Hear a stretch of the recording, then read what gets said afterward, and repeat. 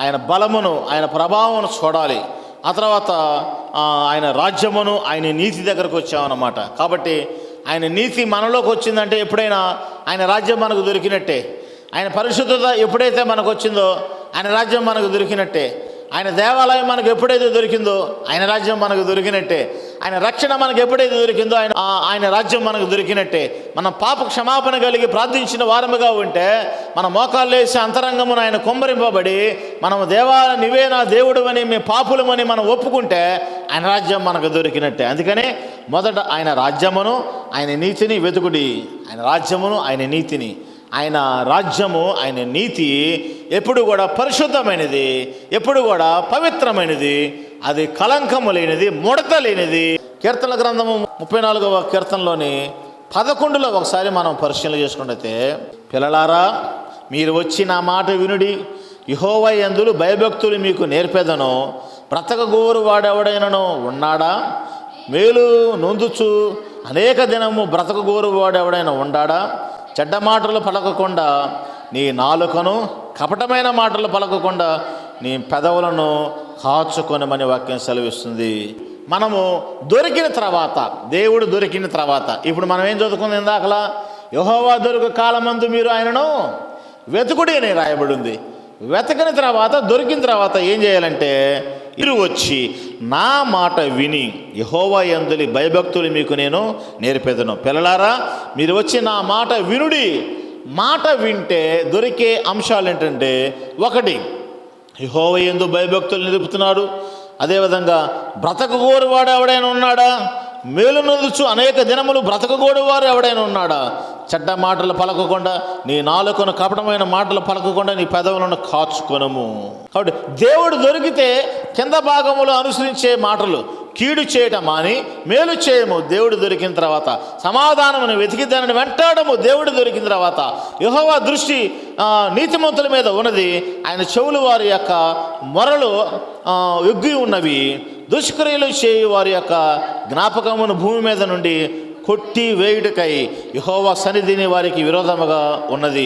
నీతిమంతులు మొరపెట్టగా యెహోవా ఆలకించును, వారి శ్రమలన్నిటిలో నుండి వారిని విడిపించును. కాబట్టి దొరికిన తర్వాత, క్షమాపణ దొరికిన తర్వాత, రక్షణ దొరికిన తర్వాత, దేవుడు దొరికిన తర్వాత ఒకే ఒకటి మనం పొందుకునేది ఏంటంటే, ఆయన సన్నిధానములో మనము జీవించే వరముగా యెహోవా దృష్టికి నీతిమంతులమని మనం ఉండాలి. యెహోవా నీతిమంతుల మీద ఆయన యొక్క కనుదృష్టి ఉన్నది. నీతిమంతులు మొరపెట్టగా యెహోవా ఆలకించును, వారి శ్రమలన్నింటిలో నుండి వారిని విడిపించును. విరిగి గలిగిన వారికి యెహోవా ఆసన్నుడును, నలిగిన మనసును కలిగిన వానికి ఆయన రక్షకుడునై ఉన్నాడు. ఇవన్నీ ఎప్పుడో తెలుసా?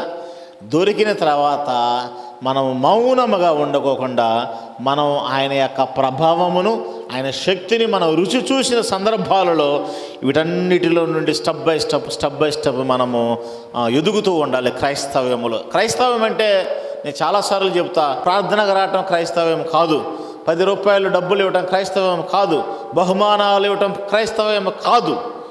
ప్రవర్తన కలిగినది క్రైస్తవ్యము, పవిత్రత కలిగినది క్రైస్తవ్యము, పరిశుద్ధమైన మార్గంలో పరిశుద్ధులుగా బ్రతుకుడే క్రైస్తవ్యము. విశ్వాసము లేకుండా దేవునికి ఇష్టలై ఉండడం అసాధ్యమని వాక్యం సెలవిస్తుంది. మనము క్రియలు కలిగి ఉండాలి. అలా క్రియలు లేకపోతే మనము మృతి చెందిన వారముగానే వాక్యం మనకు సెలవిస్తుంది. కాబట్టి ప్రియమైన దేవుని బిడ్డలారా, క్రియలు లేని విశ్వాసము అది మృతమైనది.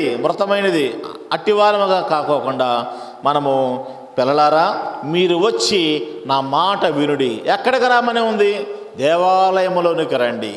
చదువుకున్నాం కదా ఇందాకలా, దేవాలయములోనికి రండి. నీ యొక్క మా కనులు నీ దేవాలయపు దిక్కువైపు చూచుచున్నవని మనం ఇందాక చదువుకున్నాం. మన కనులు ఎప్పుడు కూడా దేవాలయపు దిక్కువైపు, దేవుని దిక్కువైపు, దేవుని యొక్క మాటల దిక్కువైపు అవి చూస్తూ ఉండాలి. లేకపోతే ఉపయోగము లేనే లేదు. కాబట్టి జ్ఞాపకం చేసుకోండి, పిల్లలారా మీరు వచ్చి నా మాట వినుడి, యెహోవా యందు భయభక్తులు మీకు నేను నేర్పెదను. మీరు రండి, నా మాట వినండి, నేను నీకు నేర్పుతా. ఏమి నేర్పుతున్నాడు? భయభక్తులు. తల్లిదండ్రులు భయభక్తులు నేర్పరు, బిడ్డలకే నేర్పుతారా? భయభక్తులు నేర్పరు. లోకంలో ఉన్నవన్నీ నేర్పుతారు కానీ భయభక్తులు మాత్రం నేర్పరు అనమాట. ఎందుకంటే ఆ భయము, ఆ భక్తి తల్లిదండ్రులకు ఉంటే బిడ్డలకు ఆటోమేటిక్గా వచ్చింది అనమాట. మా ఇంట్లో టీవీ ఆన్ అవ్వక ఎన్నో సంవత్సరాలు అయింది తెలుసా మీకు? టీవీ ఉంది కానీ అది ఆన్ అవ్వదు. మీరు అనుకోవచ్చు ఆన్ అవ్వదంటే ఏదో రిపేర్ వచ్చిందా అనుకుంటున్నారు. రిపేర్ రాలా, దానికి వైఫై ఉంది, జియో వైఫై, రకరకాలైనటువంటి ఛానల్స్ ఉన్నాయి. స్విచ్ చేస్తే అది ఆన్ అయ్యిద్ది, అన్నీ వస్తాయి దానిలో, కానీ మేము వాటిని ఉపయోగించుకోము. అలాగనే మా బిడ్డలు కూడా ఉపయోగించరు వాటిని. ఇప్పుడు మేము ఉపయోగిస్తే మా బిడ్డలు ఉపయోగించుకుంటారు. మేము సినిమా చూస్తే మాతో పాటు వాళ్ళు కూడా వచ్చి కూర్చుంటారు. అదవుతుందా? మేము టీవీ చూడం కాబట్టి మా బిడ్డలు కూడా టీవీ చూడరు. మేము బూతులు మాట్లాడడం కాబట్టి మా బిడ్డలు కూడా బూతులు మాట్లాడరు. మేము మందిరానికి బయలుదేరి వస్తాం కాబట్టి మా బిడ్డలు కూడా మందిరానికి బయలుదేరి వస్తారు. మేము పాటలు పాడతాం కాబట్టి మా బిడ్డలు పాటలు పాడతారు, దేవుని పాటలు. మేము వాక్యం చెబుతున్నాం కాబట్టి మా బిడ్డలు కూడా వాక్యం చెబుతారు. మేము ఏ మార్గంలో ఉంటే వాళ్ళు ఆ మార్గంలో ఉంటారు. మేము ఏ మాట పలికితే ఆ మాట పలుకుతారు, అంతే. అందుకని ఇక్కడ నేర్పేవాడు నేర్పరై ఉన్నాడు. మనకి నేర్పేవాడు ప్రపంచాన్ని సృజించినవాడు అయి ఉన్నాడు. నేర్పేవాడు సమస్త మరణమును తిరిగి లేచిన వాడిగా ఉన్నాడు. నేర్పేవాడు పునరుద్ధానమును మనకు ఆయన రుచి చూపించేవాడిగా ఉన్నప్పుడు మనం కూడా మరణించి తిరిగి లేచేవారముగా ఉండాలి. మనం కూడా అనేకమైనటువంటి పరిశుద్ధులుగా మనం జీవించాలి. మనం కూడా ఆయన నిత్య సింహాసనం ఎదుట కూర్చొని మనము పరిశుద్ధుడు పరిశుద్ధుడిని గాన ప్రతిగానములు చేసేవారముగా ఉండాలి. ఇవి మనం నేర్చుకోవాల్సిన సత్యాలు, ఇవి మనం నేర్చుకోవాల్సిన క్రైస్తవ్యం అంటే. అందుకనే వాక్యం సెలవిస్తుంది, పిల్లలారా రండి, పిల్లలారా మీరు వచ్చి నా మాట వినండి. మాట వింటే దొరికే బహుమానాలు యెహోవా యందలి భయభక్తులు నేను మీకు నేర్పెదను అని అంటున్నాడు. కాబట్టి బ్రతకు గోరువాడు ఎవడైనా ఉన్నాడా? మేలు పొందుచు అనేక దినములు బ్రతకు గోరువాడు ఎవడైనా ఉన్నాడా? చెడ్డ మాటలు పలకకుండా నీ నాలుకను, కపటమైన మాటలు పలకకుండా నీ పెదవులను కాచుకొనుము. అంటే నేర్పే విషయాలలో మొట్టమొదటిగా ఏం చేశాడు తెలుసా? చెడ్డ మాటలను, నాలుకను, అదేవిధంగా పెదాలను, అంతరంగంలో వచ్చే మాటల విషయాలలో సరి చేసుకోమని వాక్యం సెలవిస్తూ ఉంది. యెహోవా నీతిమంతులు మొరపెట్టగా యెహోవా ఆలకించును, వారి శ్రమలన్నింటిలో నుండి వారిని విడిపించును. మాకు రోజు శ్రమే, మనుషుల ద్వారా శ్రమ. అర్థమవుతుందా? ప్రార్థన పెట్టుకున్న మాకు శ్రమే. ఎందుకో తెలుసా? మాకు భోజనం పెట్టట్లేదని. అసలు ఆ పాస్టర్ గారికి ఎలా గడుస్తుంది? వారి బిడ్డలను ఎలా చదివించుకుంటున్నాడు? వారికి ఎలా ఆదాయం వస్తుంది? చిన్న సంఘమే, మరి ఏదైనా కార్యక్రమం పెట్టుకున్నప్పుడు మనం ఏదన్నా ధనాన్ని సహాయం చేద్దాం, ఏదైనా బియ్యాన్ని సహాయం చేద్దాం, లేదా ఉప్పు పప్పు సహాయం చేద్దాం. అసలు మనల్ని పిలవకపోయినా మనం ఆయనకు సహాయం చేస్తే దేవుడికి సహాయం చేసినట్టేనే మనుషులు మా మధ్యలో లేరు ఎవరు. కాబట్టి భోజనాల కోసము, తిండి కోసము, లేకపోతే రకరకాల కాకోకుండా అసలు ఆ సేవకుడు ఎలా బ్రతుకుతున్నాడనే ఒక ఆలోచన ఎవరికైనా ఉందా? ఆ సేవకుడికి ఎక్కడి నుంచి వస్తుందనే ఆలోచన ఉందా? ఆ సేవకుడు గడ్డు పరిస్థితుల్లో ఈ ప్రాంతంలో సేవ చేస్తున్నాడే, అరే మనం పోషిస్తే బాగుండు ఎలాంటి వాళ్ళననే ఒక ఆలోచన రాకోకుండా మేము పెడితే ఎదురు చూస్తూ తినేవాళ్ళుగా ఉంటే ఆ కుటుంబాలు వర్ధిల్లవు అన్నమాట. అర్థమవుతుందా? సేవకుడి దగ్గర నుండి ఎప్పుడు పెడతారని ఎదురు చూసే కుటుంబాలు వర్ధిల్లవు. ఆ సేవకుడికి ఏమి ఇవ్వాలి, సేవకుడు కార్యక్రమాన్ని ఎలా భుజాన వేసుకోవాలని ఉన్న సంఘస్థుల కుటుంబాలు వర్ధిల్లుతాయి అన్నమాట. కాబట్టి జ్ఞాపకం చేసుకోండి, వాక్యం సెలవిస్తుంది, వారి శ్రమలన్నిటిలో నుండి వారిని విడిపించును. కాబట్టి దేవుడు స్వరాలతో మాట్లాడుతున్నాడు. మీరు శత్రువుల మధ్యలో బ్రతుకుతున్నారు నా కుమారుడని దేవుడు స్వరాలతో మాట్లాడుతున్నారు. మా ఇద్దరి విషయాలలో, మా కుటుంబ విషయాలలో దేవుని దగ్గర కూడా పోయింది కంప్లైంట్. అర్థమవుతుందా? దేవుడు స్వయంగా మాట్లాడుతున్నాడు. నా కుమారి, నా కుమారుడా, మీరు శత్రు సమూహం మధ్యలోనే మీరు బ్రతుకుతున్నారు, శత్రువులను నేను అనకత్రొక్కేదని అంటున్నాడు. ఇప్పుడు అంటే మామూలు విషయం కాదు ఇది. దేవుని సేవకులంటే మీరు ఏర్పాటు చేసుకున్న జనాంగము పేరు పెట్టి నేను మిమ్మల్ని పిలుచుకున్నాను. మీరు శత్రువుల సమూహములో మీరు బ్రతుకుతున్నారు, నేను వారిని అణిచివేస్తాను. సహకరించాలి, సంఘము సహకరించాలి. సంఘము ద్వంద్వ మనస్తత్వంతో ఉంటే కుదరదు. సంఘము అనాలోచనతో ఉంటే కుదరదు. సంఘము ప్రేమ కలిగి ఉండాలి, పరిపూర్ణమైన ప్రేమ కలిగి ఉండాలి, పవిత్రమైన ప్రేమ కలిగి ఉండాలి, నిండు మనసుతో ఉండాలి. ఈరోజు మీ సంఘంలో మీ సేవకుడిని, మీ సేవకురాండ్రుల్లో ఆ కుటుంబాన్ని మీరు ప్రేమించకపోతే ఎందుకు మీరు ఇంకా అనవసరం? మీరు వ్యర్థులే కదా. మీరు దేవుణ్ణి ప్రేమించాలి అంటే నన్ను ప్రేమించాలి ముందు. మీ కనుల ముందు ఉన్నటువంటి సేవకులను, సేవకురాండ్రుల కుటుంబాలను ప్రేమించాలి. ఆ తర్వాత దేవుణ్ణి మీరు ప్రేమించినట్టే. వాక్యం సెలవిస్తుంది, నీతిమంతులు మొరపెట్టగా యెహోవా ఆలకించును, వారి శ్రమలన్నిటి నుండి వారిని విడిపించు. ప్రతి కుటుంబం కోసం మేము మేలుకరంగా ప్రార్థిస్తున్నాం, దీవెనకరంగా ప్రార్థిస్తున్నాం. అందరూ బాగుండాలని ప్రార్థిస్తున్నాం. గ్రామ క్షేమం కొరకు ప్రార్థించే వాళ్ళం సంఘం కోసం ప్రార్థించలేమా? ఉదయాన్నే లేచి మేము గ్రామం కోసం, గ్రామంలో ఉన్న బిడ్డల కోసం, ముక్కు మొహం తెలియని వారి కోసం మేము ప్రార్థిస్తున్నప్పుడు సంఘంలో ఉన్న బిడ్డల కోసం, కుటుంబాల కోసం మేము ప్రార్థించలేమా? నీతిమంతులు మొరపెట్టగా యెహోవా ఆలకించును. మేము మోకాళ్ళు వేసి ప్రార్థన చేస్తే మా ప్రార్థన ఆలకించేవాడిగా ఉన్నాడు. వారి శ్రమను అన్నిటి నుండి వారిని విడిపించును. ఈ గ్రామం ఎంత మమ్మల్ని ఇబ్బంది పెట్టినా, సంఘం ఏ రకంగా మమ్మల్ని దూషించినా, లేకుంటే హింసించినా, లేకుండా అనగానే మాట్లాడినా సరే విడిపించేవాడు మాకున్నాడు. కానీ మిమ్మల్ని విడిపించేవాడు ఎవడనేది ఒకసారి పరిశీలన చేసుకోండి. మీకు దిక్కు ఎవరు? మీకు దశ ఎవరు? దిక్కు కలిగిన వాడిని, దశ కలిగిన వాడిని మీరు ఎదురిస్తున్నప్పుడు ఇంకా మీకు దిక్కు ఎక్కడ ఉంది? కాబట్టి మమ్మల్ని గాయపరిస్తే మీరు దేవుని గాయపరిచినట్టే, మమ్మల్ని ప్రేమిస్తే మీరు దేవుని ప్రేమించినట్టే. అర్థమవుతుందా? మాకు భోజనం పెడితే మీరు దేవునికి భోజనం పెట్టినట్టే, మాకు వస్త్రాలు ఇస్తే మీరు దేవునికి వస్త్రాలు ఇచ్చినట్టే, మా కడుపు నింపితే మీరు దేవుని కడుపు నింపినట్లే. మీ కన్నుల ఎదురుడన్న దేవునికి సేవకుడిని మీరు ప్రేమించినప్పుడు కనబడని దేవుణ్ణి ఎలా ప్రేమిస్తారు? మీరు భయం పెట్టుకొని బ్రతకండి. కొద్దిమంది అయినా సరే నీతిగా దేవుని ఇచ్చిన భాగ్యమును మేము ఖర్చు పెట్టుకుంటూ, దేవుని కోసం బ్రతుకుతూ, తల వంచుకుంటూ, కాడి మోస్తూ మీ ప్రాంతంలో అవమానాలు గురైనా, ప్రేమ లేకపోయినా, ఆదరణ లేకపోయినా, ఆదాయం లేకపోయినా సవాలుగా ఈరోజు నిలబడి దేవుడు మమ్మల్ని ఏర్పాటు చేసుకుంటే, మా మీద నిందలు వేస్తే దేవుడు సహించడు. మిమ్మల్ని, మీ కుటుంబాలను సహించడు. ఏ ప్రార్థనా బలం ఉందని మీలో మమ్మల్ని మీరు పరిశీలిస్తున్నారు?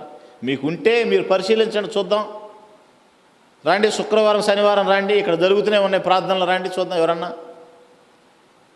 ప్రార్థనా బలం లేకుండా మాట్లాడకూడదు, అజ్ఞానముగా మాట్లాడకూడదు, అనాలోచనగా మాట్లాడకూడదు, సాతాను పట్టిన వారిగా మాట్లాడకూడదు, దయ్యపు మాటలు మాట్లాడకూడదు. పరిశుద్ధమైన మాటలు మాట్లాడండి. పరిశుద్ధమైన తలంపుతో మీరు చూసి మాట్లాడండి. మేము నలుగురమైన ప్రార్థన చేసుకుంటాం, నలుగురమైన పరలోకానికి పోతాం, నలుగురమైన దేవుడి చేత పోషింపబడతాం. మీరేం మమ్మల్ని పోషించాల్సిన అవసరం లేదు, మీరేం మమ్మల్ని బాగు చేయాల్సిన అవసరం లేదు. కొద్దిమంది అయినా సరే, నాకు గుంపులు అవసరం లేదు, గుంపులు అవసరం లేదు. మా కుటుంబం వరకు మేము ప్రార్థన చేసుకుంటాం. కొర్రీలు లాంటి ప్రార్థన చేస్తాం, దేవదూతలు వినే ప్రార్థన చేస్తాం, దేవుడే బదులు పలికే ప్రార్థన చేస్తాం. ఇది గర్వంతో చెప్పే మాటలు కాదు, దేవుడిని ఆనుకొని చెప్పే మాటలు. కాబట్టి దేవుని యందు భయభక్తులు కలిగి రండి, దేవుడి కోసం రండి, దేవునిలో బ్రతకడానికి ఇష్టపడండి. అందుకనే విరిగిన హృదయం కలిగిన వారు యెహోవా ఆసనుడు, నలిగిన మనసు కలిగిన వారిని రక్షించును. నీతిమంతులకు కలుగు ఆపదలు అనేకములు, వాటిని అన్నిటి నుండి యెహోవా వారిని విడిపించును. విడిపించే దేవుడు మాకున్నాడు. మేము వెతికాం, మాకు దొరికాడు. ఆ దొరికిన దానిలోనే మేము మాట వింటున్నాం, మేము ఆయనకు లోబడుచున్నాం, ఆయన మాకు నేర్పుతున్నాడు. ఆయన నేర్పబట్టి ఈరోజు ఆ నేర్పిన దాన్ని అనేక కుటుంబాలకు ఎక్కడికి వెళ్ళినా, అయ్యా మేము వింటున్నాం, చక్కగా ఉంది, మేము వింటున్నాం, మేము బలపడుతున్నాం, బైబిల్ అంటే తెలుసుకుంటున్నాం, ఉన్నది ఉన్నట్లు చెబుతున్నామని ప్రతి బజారులో కూడా వందనాలు చెబుతున్నారు. ఆల్కహాల్ తీసుకునే వాళ్ళు, త్రాగుబోతులు కూడా మాట్లాడుతున్నారు, అయ్యా నీ వాక్యాన్ని మేము వింటున్నాం, అయ్యా నువ్వు చెప్పే వాక్యాన్ని, మాకు కూడా మారు మనసు పొందాలని ఆశ కలుగుతుందయ్యా. కాబట్టి దేవుని వాక్యానికి ప్రాముఖ్యతనివ్వండి, దేవుని యొక్క మార్గానికి ప్రాముఖ్యతనివ్వండి, ఆయనను వెతికే వారముగా ఉండాలి. 34:1 అదే కదా మనం చూసుకుంది, 34:11 అదే కదా. పిల్లలారా మీరు వచ్చి నా మాట వినండి, యెహోవా యందు భయభక్తులు మీకు నేను నేర్పెదను. 119వ కీర్తన 11లో కూడా, నీ ఎదుట నేను పాపము చేయకుండానట్లు నా హృదయంలో నీ వాక్యమును ఉంచుకుని ఉన్నాను. యెహోవా నీవే స్తోత్రము నొందదగినవాడు, నీ కట్టడలను నాకు బోధించుము. నీ నోట నువ్వు సెలవిచ్చిన న్యాయ విధులన్నిటినీ నా పెదవులతో వివరించేదను. కాబట్టి జ్ఞాపకం చేసుకోండి, వాక్యం సెలవిస్తుంది, నీ ఎదుట నేను పాపము చేయకున్నట్లు నా హృదయంలో నీ వాక్యము ఉంచుకొని ఉన్నాను. వాక్యం ఇప్పుడు ఎక్కడ ఉంచాలి? దొరికాడు ఆయన, దొరికిన తర్వాత మనము దేవులాడుకున్న తర్వాత ఆ దొరికిన దానిలో వాక్యం ఉంది. ఇప్పుడు వాక్యాన్ని హృదయంలో ఉంచుకోవాలి. నీ ఎదుట నేను పాపము చేయకున్నట్లు నా హృదయంలో నీ వాక్యమును ఉంచుకొని ఉన్నాను. కాబట్టి దొరికినటువంటి ఆ యొక్క సత్యము, ఆ సత్యములో ఉన్న వాక్యము అంతరంగములో ఉండాలి. 23వ కీర్తన 1:6 కూడా ఒకసారి మనం పరిశీలన చేసుకున్నట్టయితే, యెహోవా నా కాపరి, నాకు లేమి కలగదు. పచ్చగా గల చోట్ల ఆయన నన్ను పరుండ చేస్తున్నాడు, శాంతికరమైన జలముల యొద్ద ఆయన నన్ను నడిపించుచున్నాడు. నా ప్రాణమును ఆయన సేద తీర్చుచున్నాడు, తన నామమును బట్టి నీతి మార్గములను నన్ను నడిపించుచున్నాడు. చిరకాలము యెహోవా మందిరములో నేను నివాసము చేసేదను. కింద భాగములు, నేను బ్రతుకు దినములో నీ కృపాక్షేమములు నా వెంట వచ్చును. కాబట్టి ఆయన మనం వెతికితే మనకు లేమి ఉండదు. అర్థమవుతుందా? ఆయనను మనం వెతికితే మనకు శాంతి సమాధానము దొరుకుతుంది. ఆయనను మనం వెతికితే మనకు కృపయు జ్ఞానమును దొరుకుతుంది. యోహాను సువార్త 3:35లోని, తండ్రి కుమారుని ప్రేమించుచున్నాడు గనుక ఆయన చేతికి సమస్తమును అప్పగించి ఉన్నాడు. కుమారుని యందు విశ్వాసం ఉంచువాడి నిత్యజీవం కలిగినవాడు, కుమారునికి విధేయుడు కానివాడు జీవము చూడడు కానీ దేవుని ఉగ్రత వాని మీదకి నిలిచి ఉండు అని వాక్యం సెలవిస్తుంది. కాబట్టి మనకు పైనుండి జీవము సంభవించింది, జీవము దొరికినది. నేనే మార్గము సత్యము జీవము అన్నాడు. కాబట్టి ఇప్పుడు తండ్రి దగ్గర నుండి మనకు నిత్య జీవం మనకు దొరికింది. కుమారుని యందు విశ్వాసం ఉంచేవాడు నిత్య జీవము కలిగినవాడు, కుమారునికి విధేయుడు కానివాడు జీవము చూడడు కానీ దేవుని ఉగ్రత వాని మీద నిలిచి ఉండును. జీవము చూడాలంటే, ఆ జీవములో పాలు పంచుకోవాలంటే ఆ యొక్క ఉన్నతమైనటువంటి పునరుద్ధానుడు బలాన్ని మనము కలిగి ఉండాలి. లేకపోతే ఉపయోగము లేదు.